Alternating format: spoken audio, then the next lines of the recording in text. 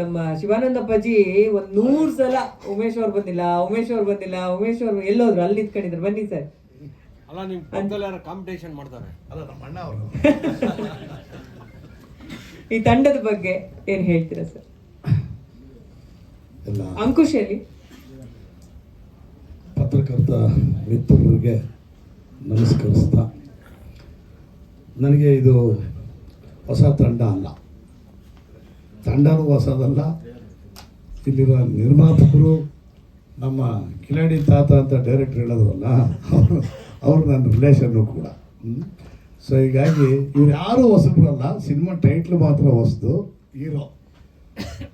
Hero ಅವರ ಮೊದಲನೇ cinema ನೋಡಿದಾಗ ನಾನು ಕರ್ಕೊಂಡೋಗಿ ಮನೆಗೆ ಬಂದಿದ್ರು. ಮನೆಗೆ ಬಂದಾಗ ನಾನು ಟೀಸರ್ ನೋಡ್ಬಿಟ್ಟು ಆದಮೇಲೆ ಕೇಳಿದೆ. ಕೋವಿಡ್ ಸಂದರ್ಭ ಅಲ್ಲ, ಕೋವಿಡ್ಡು ಹಿಂಗೆ ಮಾಡಿದ್ದೀನಿ ಅಂತ ಬಂದು ತೋರಿಸು ನಮ್ಮ ಮನೆಯವ್ರು ಕರ್ಕೊಂಡು ಬಂದರು. ನೀವೇ ಬಂದಿದ್ದೀವಿ, ಪ್ರೆಸ್ ಮೀಟ್ ಪರಿಚಯ ಮಾಡಿಕೊಟ್ರಿ. ಅದೇ ಪರಿಚಯ ಮಾಡಿಕೊಟ್ಟೆ ಅಲ್ಲ. ಅವತ್ತು ಫಸ್ಟ್ ಟೈಮ್ ಬಂದಾಗ ಇವ್ರು ನೋಡಾದ್ಮೇಲೆ, ನೋಡೋಕ್ಕಿಂತ ಮುಂಚೆ ನಾನು ತಲೆ ಕೆಡಿಸ್ಕೊಂಡಿರಲಿಲ್ಲ.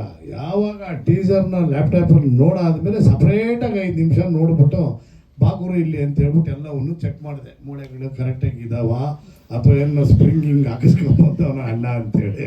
ಅಂದರೆ ಆ ಥರದ ಒಂದು ಇದು. ನಾನು ಆಮೇಲೆ ಡೂಪು ಇಲ್ಲ, ಅದೊಂದು ಟೈರಲ್ಲಿ ಹೋಗ್ತಿರಲ್ಲ, ಆ ಟೈರಲ್ಲಿ ಹೋಗೋದು ಡೂಪ್ ಇಲ್ಲ ತಾನೇ, ರಾಣೆಬೆನ್ನೂರು ಅದೇ ಎಲ್ಲೂ ಇಲ್ಲ. ಅದೇ ನಾನು ಅದನ್ನು ನೋಡಿ ನಾನು ರವಿ ವರ್ಮ ಅವ್ರಿಗೆ ಅದನ್ನು ಮೆಸೇಜ್ ಮಾಡಿ ಹೈದರಾಬಾದಲ್ಲಿ ನನ್ನ 3 ಜನ ನಿರ್ಮಾಪಕರುಗಳಿಗೂ ಕೂಡ ಈ ಥರದ್ದು ಏನಾರ ಸಿನಿಮಾಗಳು ಮಾಡೋ ಅಂಥದ್ದಿದ್ರೆ ದಯಮಾಡಿ ಈ ಮನುಷ್ಯನನ್ನು ಕರ್ಕೊಂಡ್ರೆ, ಈತನ ಕ್ಯಾರೆಕ್ಟ್ರು, ಈತನ ವೃತ್ತಿ, ಈತ ಬೆಳೆದು ಬಂದ ರೀತಿ, ಇದು ರೀತಿ ಎಲ್ಲವೂ ಡಿಫ್ರೆಂಟ್ ಆಗಿದೆ, ಸಿನಿಮಾ ಫಾರ್ಮೆಟಲ್ಲಿ ಇಲ್ಲ ಈತ ಅಂತ ಹೇಳಿದಾಗ ಅವ್ರು ಫೋನ್ ಮಾಡಿ ಏನು ಇರುತ್ತೆ ಅಂತ ಕೇಳಿದ್ರು.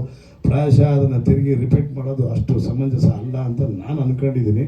ಬಟ್ ಏನಪ್ಪ ಅಂದರೆ, ಒಂದು ಈಗ ನಿರ್ದೇಶಕರ ಮಾತನ್ನ ಕೇಳಿದೆ. ಪ್ರಾಯಶಃ ಒಂದು ಸಿನಿಮಾ ನೋಡ್ದಂಗೆ ಆಯಿತು. ನೀವೆಲ್ಲ ಪೂರ್ತಿ ಹೇಳ್ಕೊಂಡು ಬಂದಿದ್ದು. ಭಾಳಷ್ಟು ಜನ ನಿರ್ದೇಶಕರು ಇಷ್ಟು ಎಲ್ಲ ಡೀಟೇಲಾಗಿ ಹೇಳಲ್ಲ.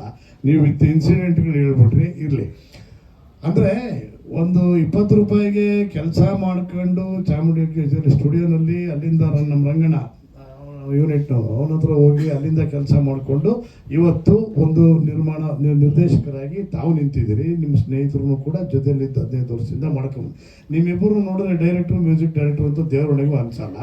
ಏನೋ ಬಟ್ಟೆಗಳು ಬಿಚ್ಬಿಟ್ಟು ಕರೆಕ್ಟಾಗಿ ಏನೋ ಸ್ಕೂಲ್ ಡ್ರೆಸ್ ಹಾಕಿ ಕಳಿಸ್ಬಿಟ್ಟು ಸ್ಕೂಲ್ ಮುಗಿಸ್ಕೊಂಡು ಬಂದಿದ್ದೀರಾ ಅಂತ ತಿಳ್ಕೊಬೇಕಾಗ್ತದೆ. ಶೇವಿಂಗ್ ಮಾಡ್ಕೊಂಡು ಇಬ್ಬರು ಚೆನ್ನಾಗಿ ಬಂದರೆ.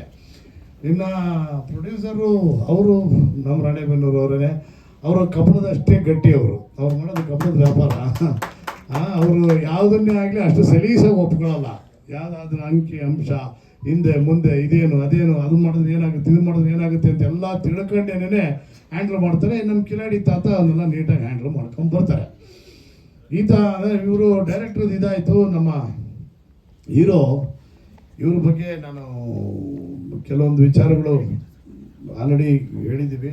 ಬಟ್ ಒಬ್ಬ ಆಳಾದವನು ಅರಸನಾಗಬಲ್ಲ ಅನ್ನೋದಕ್ಕೆ ಜೀವಂತ ನಿದರ್ಶನ ಅಂದರೆ,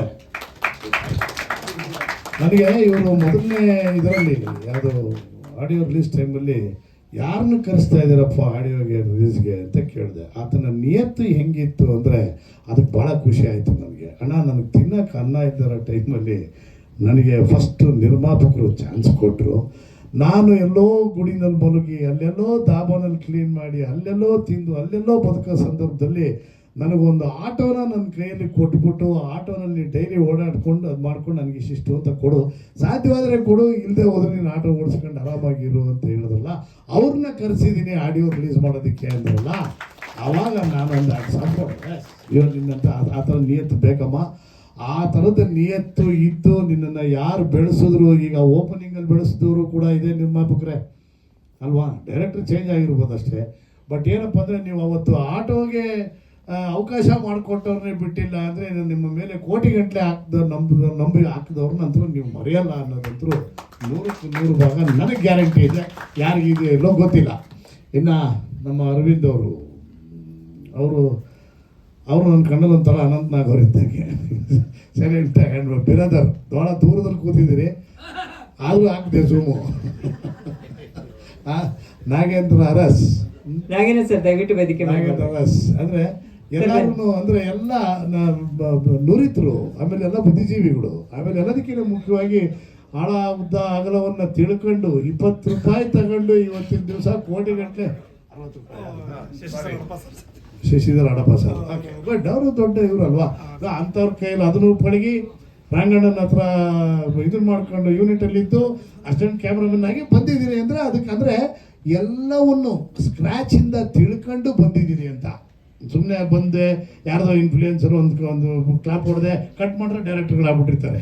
ಸರ್ ಇನ್ನೊಂದು ಖುಷಿ ವಿಷಯ, ಬ್ರಹ್ಮರಾಕ್ಷಸ ಟೈಟ್ಲು ಬಂದು ಬೇರೆಯವ್ರಿಗೆ ಇದು ಕಂಪ್ನಿಯಲ್ಲಿತ್ತು.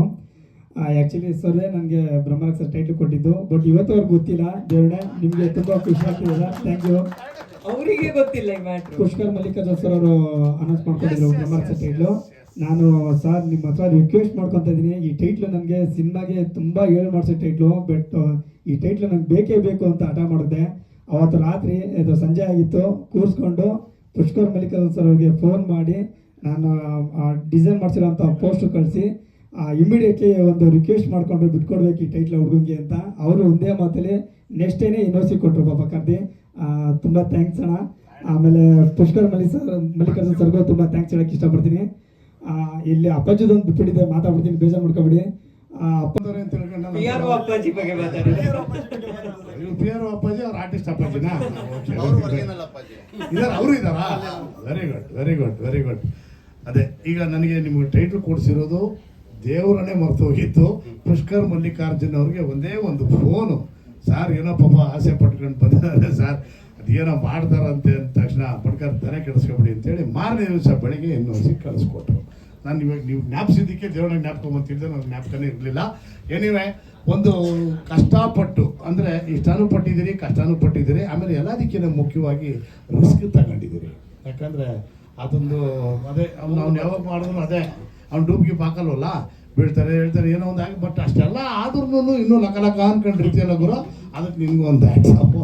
ಎಲ್ಲ ಜನರಲ್ಲಿ ಎಲ್ಲ ಸಮಾನ ಮನಸ್ಕರರು ಸೇರ್ಕೊಂಡಿದ್ದೀರಿ, ಸಮಾನ ವಯಸ್ಕರರು ಸೇರ್ಕೊಂಡಿದ್ದೀರಿ. ಸೊ ಎಲ್ಲರಿಗೂ ಒಳ್ಳೇದಾಗಲಿ. ಬ್ರಹ್ಮರಾಕ್ಷಸ 4 ಲ್ಯಾಂಗ್ವೇಜಾ? 5 ಲ್ಯಾಂಗ್ವೇಜ್ ಓಪನಿಂಗ್ ಅಂತ ನಿಮಗೆ ಮೊದಲನೇ ಸಿನಿಮಾಗೆ 5 ಲ್ಯಾಂಗ್ವೇಜ್ ಮಾಡಿ ಅಂತ ಐಡಿಯಾ ಕೊಟ್ಟವನೇ ನಾನು ಒಂದು ಕಾಣಿಸೋದಲ್ಲ, ಈಗ ಒಂದೊಂದೇ ಮೊರ ಕಡಿಸ್ಕೊಂತ ಇದೆ. ಇನ್ನೊಂದು ಉಮೇಶ್ ಅಣ್ಣಾರ್ಗೆ ಏನಿದೆ ಅಲ್ಲ, ದಿವಸ ಏನತ್ತಲ್ಲ 100 ಸಹಾಯ ಮಾಡಿ ಮಾಡಿ ಮಾಡಿ ರೂಢ ಇರುತ್ತೆ, ಯಾವ್ದನ್ನ ಬಿಟ್ಕೋಬೇಕು. ಆದರೆ ಅವಾಗ ಆ ಥರ ಹಿಂಗಿದೆ, ಇದನ್ನು ಮಾಡೋದ್ರಿಂದ ನಿಮ್ಗೆ ವರ್ಕೌಟ್ ಆಗ್ತದೆ ಅಂತ ಒಂದು ಸಣ್ಣ ಐಡಿಯಾ ಕೊಟ್ಟಿದ್ದಕ್ಕೆ ಅದನ್ನು ಮಾಡಿದ್ರಿ. ಈಗ ಸ್ವಂತಕ್ಕೆ ಮಾಡ್ಕೊಂಡಿದ್ದೀರಿ, ವೆರಿ ಗುಡ್, ಒಳ್ಳೇದಾಗಲಿ, all the best, thank you. Okay, ಹೀರೋನ್ ಮಾತಾಡ್ತೀನಿ.